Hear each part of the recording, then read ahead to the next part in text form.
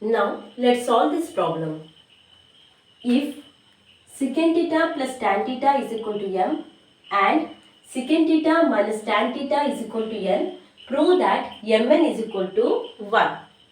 Here they have given the value of m and n. We have to prove that mn is equal to 1. Now let me write what we have to prove. Okay. Solution. We have to prove that mn is equal to 1. Here it is the LHS and it is the RHS. First, let me write only LHS. That is m into n. Now, m. They have given the value of m.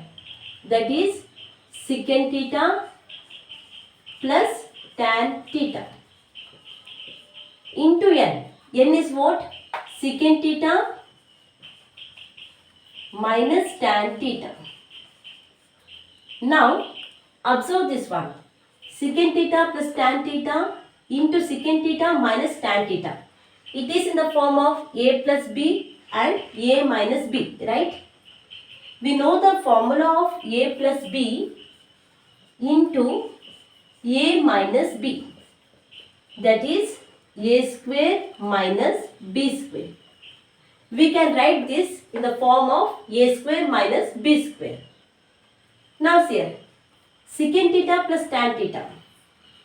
Secant theta plus tan theta into secant theta minus tan theta is equal to a square. A square means secant square theta minus b square. B square means tan square theta.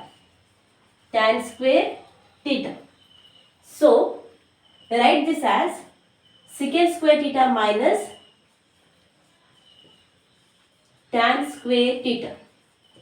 Okay. Now, we know the formula. 1 plus tan square theta is equal to secant square theta.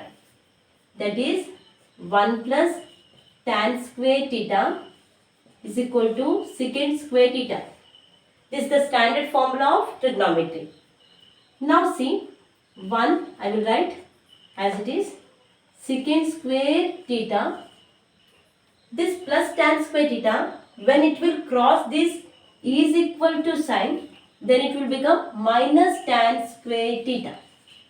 Right?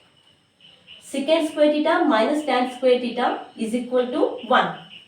Therefore, secant square theta minus tan square theta, I can write it as 1. Okay. Now see, this is what our RHS. We proved that mn is equal to 1.